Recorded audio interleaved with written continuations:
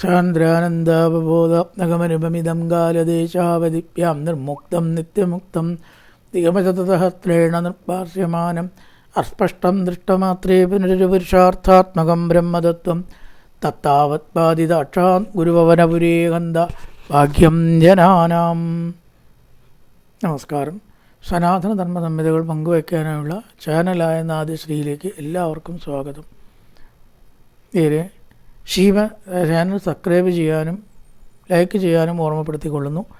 ശ്രീമന്നാരായണീയത്തിലെ ഭീകരമായിട്ടുള്ള ആ നരസിംഹ സ്വരൂപത്തെ എങ്ങനെ വർണ്ണിച്ചു, ആർക്കും അടുക്കാൻ കഴിഞ്ഞില്ല. ഭഗവാനെ കാണാമെന്ന് പറഞ്ഞാൽ ആ ശാന്തമായിട്ടുള്ള രൂപം തന്നെ ദേവന്മാർക്കും സാത്വികന്മാർക്കും ഇഷ്ടം. നരസിംഹമൂർത്തി എന്നൊന്നും പറഞ്ഞാൽ ധ്യാനിക്കാൻ സുഖമുള്ള ഒരു രൂപമൊന്നുമല്ല. ഭഗവാന്റെ രൂപം തന്നെയാണെങ്കിലും രാവിലെ കുറച്ച് നരസിംഹമൂർത്തിയെ ധ്യാനിക്കുക എന്ന് വിചാരിക്കുന്നതിനേക്കാണ് സുഖം. എന്താ? ശാന്താകാരം ഭുജഗശയനം പത്മനാഭം സുരേശം അല്ലേ? നല്ല പുഞ്ചിരിയോട് കൂടിയിട്ട് ശാന്തസ്വരൂപത്തോടു കൂടി ശംഖചക്രഗദാപത്മാദികളൊക്കെ ധരിച്ച് ഭക്തനെ നോക്കി പുഞ്ചിരിക്കുന്ന സുഖം, അതന്നെ സുഖം. സാത്വികന്മാർക്കും ദേവന്മാർക്കും ആ രൂപം കാണാൻ ധൃതിയായി. ഈശ്വര, ഈ രൂപം വേണ്ട ഭഗവാനെ, ആവശ്യം കഴിഞ്ഞില്ലേ? ആവശ്യത്തിന് വേണം. ഇനി ഇതിനെ ഉപസംഹരിച്ചുകൂടെ എന്ന ഭാവേന അവരെല്ലാം ഭയന്നിരിക്കുകയാണ്. യഥാർത്ഥമായിട്ടുള്ള ശാന്തരൂപത്തെ കൈക്കൊള്ളാൻ അവർ പ്രാർത്ഥിച്ചു. പലരും ഭഗവാനെ വേറെ വേറെ വേറെ വേറെ സ്തുതിച്ചു എന്ന് പറയണു. ഇതുകൊണ്ടൊന്നും ഭഗവാൻ സന്തോഷിച്ചില്ല.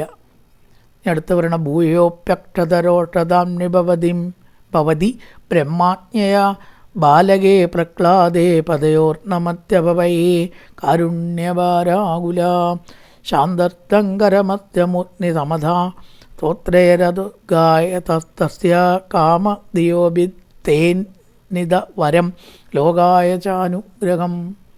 അക്ഷതരോഷധാമിനി, കഴിയാത്ത ദേഷ്യത്തിൻ്റെ കൂട്ടം. കടുങ്കോപത്തിന് ഒരു കുറവില്ലാതെ കണ്ടു.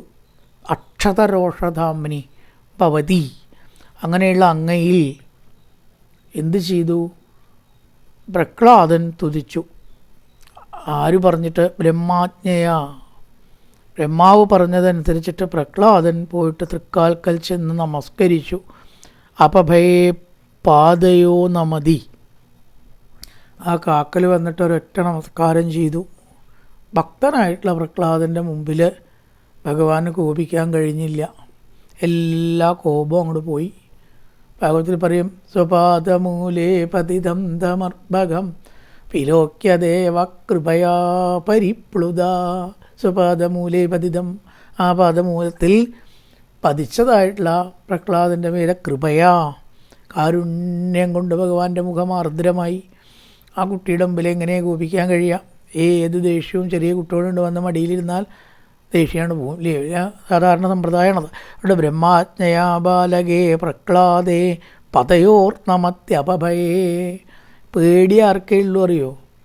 ഭക്തി ഇല്ലാത്തവർക്കേ പേടിയുള്ളൂ. ഭക്തി വന്നാൽ ഭഗവാനുമായിട്ട് അടുപ്പമുണ്ടാവുക. അടുപ്പുള്ളവർക്ക് എന്തിനാ പേടിക്കണം? എത്ര ക്രൂരമായിട്ടുള്ള പുലി ആയിക്കോട്ടെ സിംഹമായിക്കോട്ടെ, അതിൻ്റെ കുട്ടികൾക്ക് അതിനെ പേടിയുണ്ടാവില്ല. മേലിൽ കിടന്ന് പറഞ്ഞിട്ട് നക്കിയിട്ടും ഇല്ലേ, അതിൻ്റെ മേൽ ഇടയിൽ പോയി കിടന്നിട്ടും കാലിൻ്റെ ഇടയിൽ കൊണ്ടുവന്നുകൊണ്ടും വല്ല പേടിയുണ്ടാവുമോ? അപ്പോൾ അതെന്താ കാരണം? അതെൻ്റെ അമ്മയാണ് അച്ഛനാണെന്നുള്ള തോന്നൽ ആ കുട്ടികൾക്കുണ്ട്, സിംഹ കുട്ടികൾക്ക്. അപ്പോൾ അടുപ്പം വന്നാൽ എന്തുണ്ടാവില്ല? പേടി ഉണ്ടാവില്ല. അതാണ് കാരുണ്യഭാരാകുല, എല്ലാ ഭയവും പോയി. അപഭയേ അപഭയേ, പേടിയെല്ലാം നീങ്ങി കക്കാക്കൾ നമസ്കരിച്ചു. കാരുണ്യം കൊണ്ട് ഭഗവാന്റെ കണ്ണുകൾ ആർദ്രമായി. കാരുണ്യഭാരാകുല ശാന്തസ്ത്വം കരമസ്യ മൂർധ്നിതമത. ഗുരുവായൂരപ്പ അവിടുന്ന് ശാന്തനായി. എന്നിട്ടോ കരമസ്യ മൂർധ്നിതമത, ആ ഭഗവാൻ പ്രഹ്ലാദൻ്റെ ശിരസിൽ രണ്ട് കൈയും വെച്ചു. ശാന്തസ്ത്വം കരമസ്യ മൂർധ്നി സമക, മൂർധ്നി ശിരസിൽ കൈകൾ വെച്ചിട്ട് ആണ്. അപ്പം പ്രഹ്ലാദൻ എന്ത് ചെയ്തു? സ്തോത്രേരതുഗായത, 44 ശ്ലോകം പ്രഹ്ലാദൻ്റെയാണ്. ബ്രഹ്മാദയസുരഗണാമുനയോധസിദ്ധ സത്തേകദാനമതയോ വചസാംപ്രവാഹി നാരാതിഥം ഗുരുഗുണൈരധുനാഭിപ്രു കിം തൊട്ടുമർഹതി സമേ ഹരിരുഗ്രജാതേ. ഭാഗവത്തിൻ്റെ ആ ഒരു ഗൗരവമുണ്ടല്ലോ, അത് വേറെ തന്നെ തോന്നും. അത് നോക്കുമ്പോൾ നാരായണീയത്തിൽ വന്നാൽ തോന്നുന്നു അതൊട്ടും കുറവില്ല കേട്ടോ. എന്താ പറയേണ്ടത് ശരിയാ. സ്വപാദമൂലേ പതിതം തമർഭകം, ഭഗവാന്റെ ശിരസിങ്കൽ ആ കാൽക്കൽ അങ്ങോട്ട് വീണതായിട്ട സമയത്ത് പറയുകയാണ് ആദ്യം പ്രഹ്ലാദൻ, ഈശ്വര ഇത്രയും മഹാന്മാരും കഴിവുള്ളവരും അങ്ങേ തുതിച്ചിട്ട് അങ്ങ് സന്തോഷിച്ചില്ല. ഇവിടെ അറിവുള്ളവർ എന്നേക്കാൾ കേമന്മാരാണ് എല്ലാവരും. അവരുടെ സ്തുതി പൂർണ്ണമായില്ലെങ്കിൽ ഒരു കുട്ടിയായിട്ടുള്ള ഞാൻ എങ്ങനെ സ്തുതിക്കാനാണ്? അത് സ്തുതിച്ചാൽ അങ്ങ് എങ്ങനെ സന്തോഷിക്കും? അങ്ങനെ സന്തോഷിക്കുമെന്ന് വിചാരിക്കാൻ നിവൃത്തിയുണ്ടോ എന്നുള്ള വിനയം ആദ്യം പ്രകടിപ്പിക്കുകയാണ്. ബ്രഹ്മാദയ സ്തുരഗണ, ബ്രഹ്മാദിമുനികളും എല്ലാവരും അങ്ങേ തുതിച്ചിട്ട് സത്വഗുണപ്രധാനങ്ങളായിട്ടുള്ള വാക്കുകളെ കൊണ്ട് അങ്ങേ തുതിച്ചിട്ടും ആ സ്തുതി പൂർണ്ണമാവാത്തതുകൊണ്ടല്ലേ അങ്ങ് ദേഷ്യം ഒതുക്കാതിരുന്നത്. അപ്പം ഞാൻ തുതിച്ചാൽ അതെങ്ങനെ? അസുരനാണ് ഞാനോ, അരിരുഗ്രജാതേ, ഉഗ്രജാതിയായിട്ടുള്ള അസുരജാതിയിൽ ജനിച്ചിട്ടുള്ള ഞാൻ സ്തുതിച്ചാൽ ആ സ്തുതി പിന്നീട് പൂർണ്ണമാവുമോ? ആ പിന്നെ എന്തിനാണ് സ്തുതിക്കാൻ പുറപ്പെടണമെന്നാണെങ്കിൽ ഇവരെല്ലാവരും എന്നോട് പറഞ്ഞു, കുട്ടി പ്രഹ്ലാദ നിൻ്റെ സ്വാമി ഒന്ന് ലക്ഷ്മി ദേവി അടക്കം തുതിച്ചിട്ട് ഭഗവാന്റെ ക്രോധം ഒതുങ്ങിയില്ല. പ്രഹ്ലാദ നീ തന്നെ വേണ്ടി വരും ഇപ്പോൾ ഈ ഭഗവാനെ ശാന്തനാക്കാമെന്ന് പറഞ്ഞില്ലേ? അപ്പം അത്രയും പേര് പറഞ്ഞത് അനുസരിക്കുക എന്നാണ് ഞാൻ ചെയ്യണത് ഇവിടെ.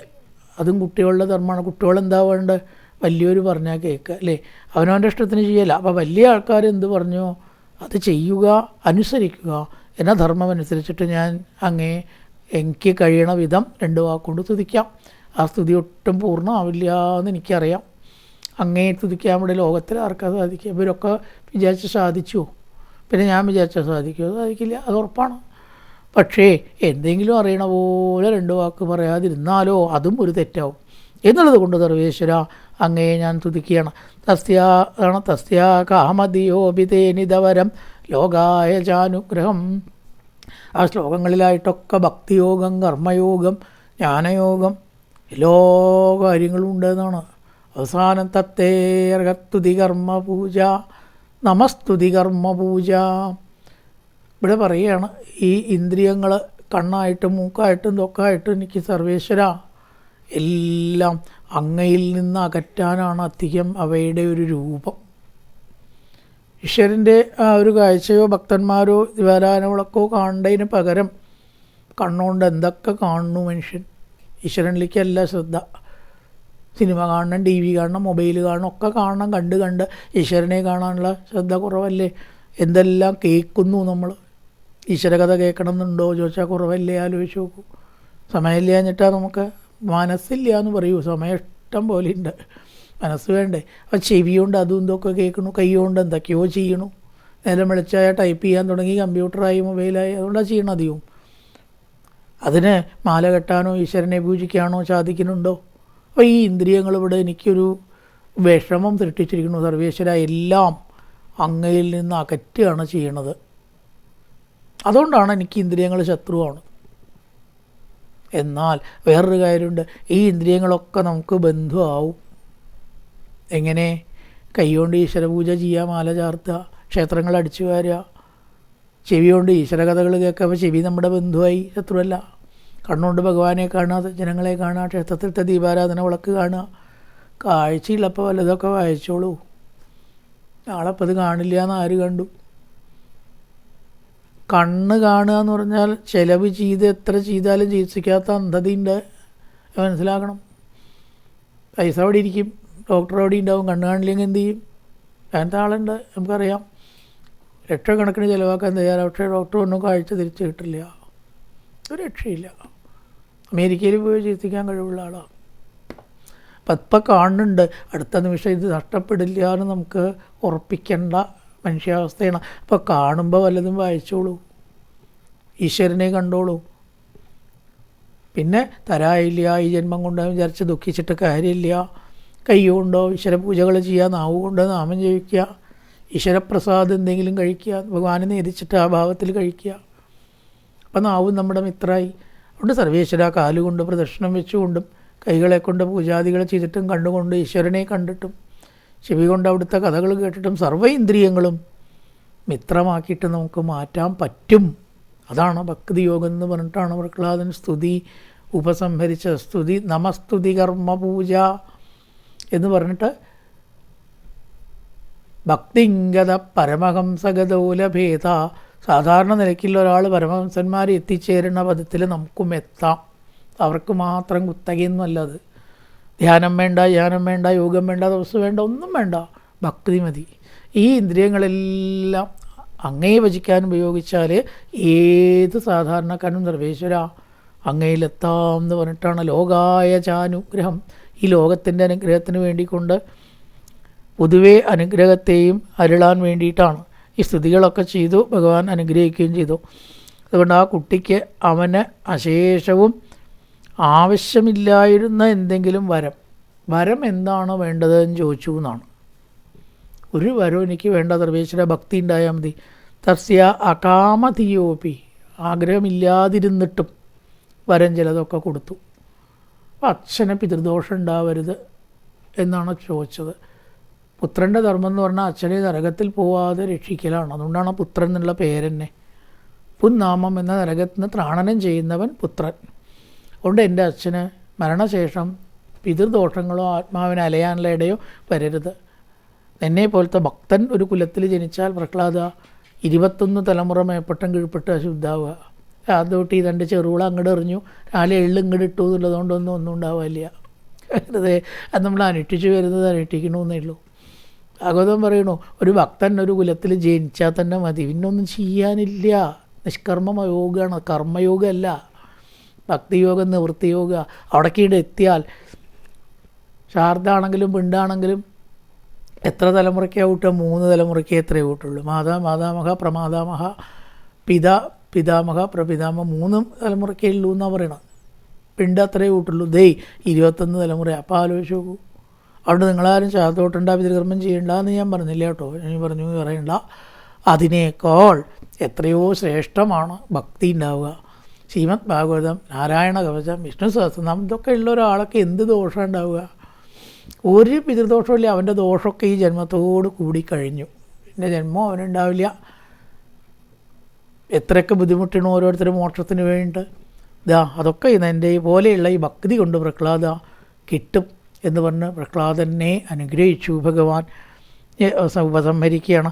ഏവം നാടിതരചേഷ്ടിത വിഭോഷീതാപനീയാപിതസ്തുത്യന്ത സ്ഫുടഗീത സർവമഹിമൻ അത്യന്തശുദ്ധാകൃതേ തത്താതിന്നകിലോത്തരം പുനരകോ കർത്താം പരോലംഘയേ പ്രഹ്ലാദ പ്രിയകേ മരുത്പുരപദേ സർവാമയാത്പാഹിമാം.